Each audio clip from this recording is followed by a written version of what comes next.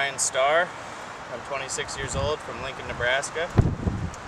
My parents are Mark and Cheryl Starr. My father was in the FBI and District Attorney General for Nebraska, and my mom got a degree from the University of Nebraska, but she was a stay-at-home mom to take care of me and my older brother Adam. He's 2 years older. He's more bookish than I am. He's got a degree in international business, and he's done his share of traveling as well. He went over to Europe and Asia for about 6 months and visited about 50 countries. My grandfather, Ray Gardner, my mom's father, he was a U.S. Marshal and in the Navy and so forth. And then my dad's mother is still around. She lives in Colorado Springs. My grandpa and the rest of my family still live in Lincoln. My brother recently just moved to Omaha. But I was born and raised in a Christian home in Lincoln, Nebraska. And, pretty normal life. I was real into sports and everything as a kid, and I did real well in school. When I was 16, I started working at Prairie Life Fitness Center, and I lifted weights all the time. And I was on a powerlifting team at school, diving team, and track team, but powerlifting was my main thing. I got a couple state records in powerlifting, and I put up the world record for drug-free powerlifting, but I don't hold the record because in the meet that I was going to put it up, I tore my pec off and my shoulder, so kind of threw my life for a loop because I had a full ride at the University of Nebraska for cheerleading, actually, and so that kind of threw my life for a loop. But I still graduated high school early and got a house with some friends of mine senior year of high school. So we always had a lot of parties over there, a lot of drinking, a lot of fun. So I took a year off from school, and I was working at the Prairie Life Center for about 3 years. I remodeled houses, mowed lawns, and did snow removal, and then I went back to school. I got a couple degrees in business administration, one in marketing, one in management, and then I started managing restaurants and things. First, after I graduated college, I took 6 months off and traveled around the U.S. and Canada and Mexico. Just traveled the coast of the country, drove about 14,000 miles, and that was a good time, good break for me. And then I came back home and managed Buffalo Wild Wings, and learned a lot there because I moved to the general manager position, but I didn't stay there long because I was working 70 hours a week, and it was just too much work for too little pay. So I left there and managed another bar restaurant for a couple of years, and decided I didn't want to do that anymore, working 50 weeks a year and not having a whole lot of time to play. So I went back to school and got an entrepreneurship degree, and I bought a friend of mine's lawn care company, and I incorporated it, and then I started Creative Ceramics and Other Fine Art, which I sell my photography to hotels, restaurants, coffee shops, so they can make money with their wall space. And I'm really into pottery, but I don't have a whole lot of time to do it, so that'll come together hopefully here in the future. But I get to take my winters off, and I'd come to this island before a couple of years ago with Matt, after he had gotten some trouble, and we were cleaning up down here, or he was cleaning up down here, and so he got in trouble again, so I figured we'd come down here and he could clean up again, get his head straight, and we'd have some fun out on the island here. We got here about 2 weeks ago, well, into the Keys, and we were looking for a boat because last time we brought a canoe out to the island, and a storm came in, and we tried to beat the storm out, and we loaded up all our stuff into the canoe, which was too much weight, and so the canoe took on a bunch of water, and we were stranded out in the middle of the ocean for a while until some fishermen came and saved us. So we knew we should find a boat this time. A friend of mine had given me the jet ski that you saw earlier because he couldn't get it running, and he owed me some money and so forth, so he said I could have that as interest. But a friend of mine, Tony, helped me get that going real quick, and so that was fun. And when we first got here, we stayed at Bohia Honda after sleeping on the ground the first night because the park was closed. But we were at Bohia Honda and driving up and down from Key Largo to Key West looking for a boat, and we stopped at every dealership there was, and I only had a couple of thousand saved up that I wanted to spend on a boat. So we were having a heck of a time trying to find a boat for under $2,000, but ran into a nice lady from Wisconsin, and she had a friend that had a boat that she wasn't using, so she sold us Afternoon Delight over there for $500, and we got that running without too many difficulties. But Bohia Honda was where I met these guys.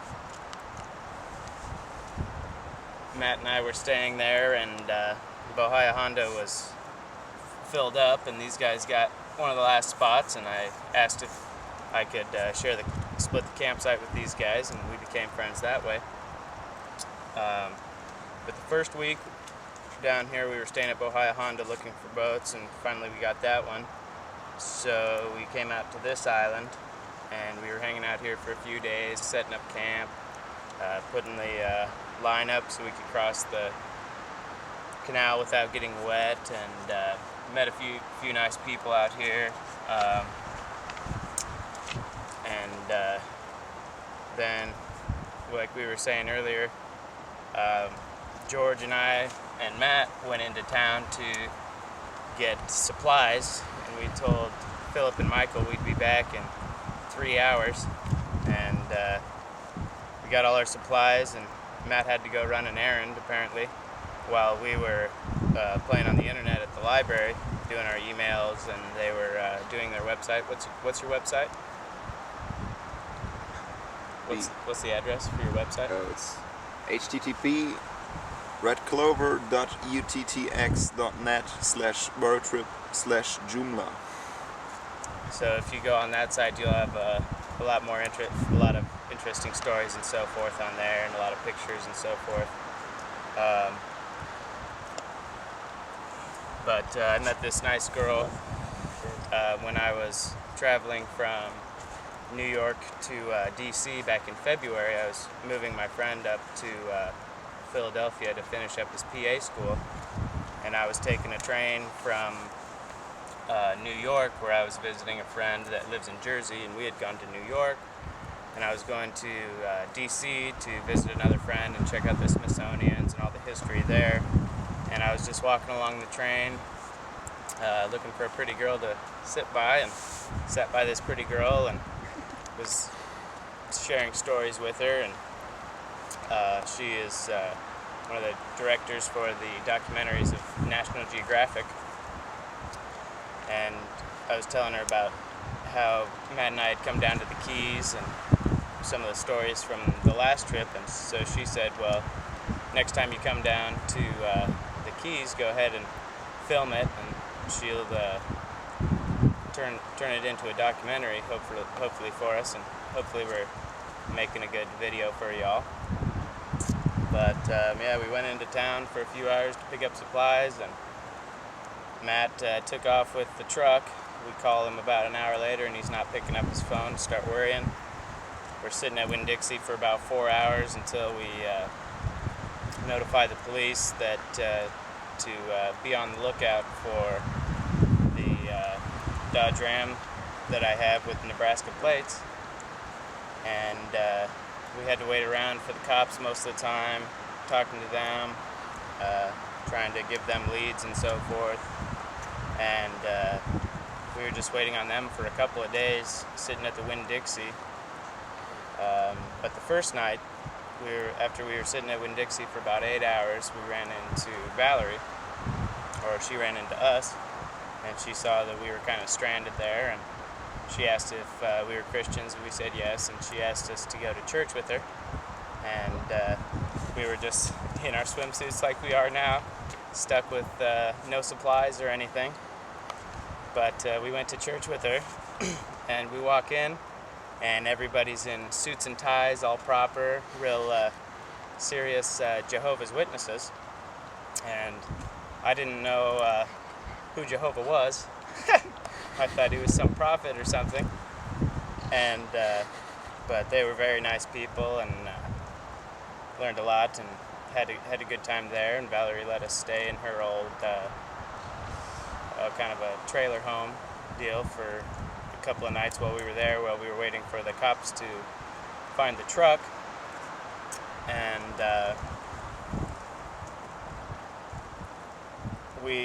she lent us her bicycles so we could go around and look for the truck, because we'd walked for miles and miles and hadn't seen it, and the cops hadn't seen anything, and starting to get real worried. But we took a short bike ride the day before we needed to come out here to get these guys water, and took a 5-minute bike ride, saw the truck, called the police, and then we saw Matt get in the truck, so we ran up to the truck and yanked him out of the truck, and he was all cracked out, looked just terrible. But we got the truck back and the keys, and luckily he hadn't sold all of our supplies and so forth for drugs yet, so we were lucky, very lucky, to find the truck with everything there. He'd put like 400 some miles on the truck somehow, and it was overheating, so he must have been just driving around like a madman. I don't know how the police didn't catch him, but I'm sure they're busy with what they have to do, I guess. But so we got the truck back, and so we come back to our boat, which had been sitting for a few days, and we had problems getting it started because the guy at the marina told us that we needed to put oil in the gasoline, which turned out not to be the case, and it gummed up all our spark plugs and so forth, so we had to change all the spark plugs and hand pump 15 gallons of gas out of the boat, which wasn't such a great time. That's when I thought my butt was going to burn off, because I was sitting in gasoline, covered in gasoline. But finally, the next day, Jim,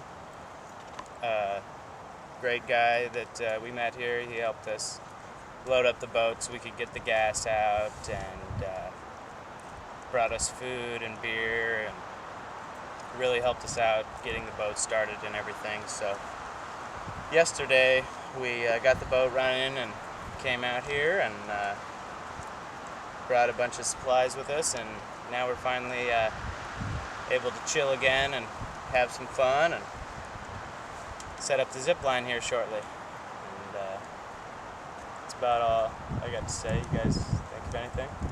No, pretty complete. All right. Well, hopefully you guys can tell your story here shortly. Yeah.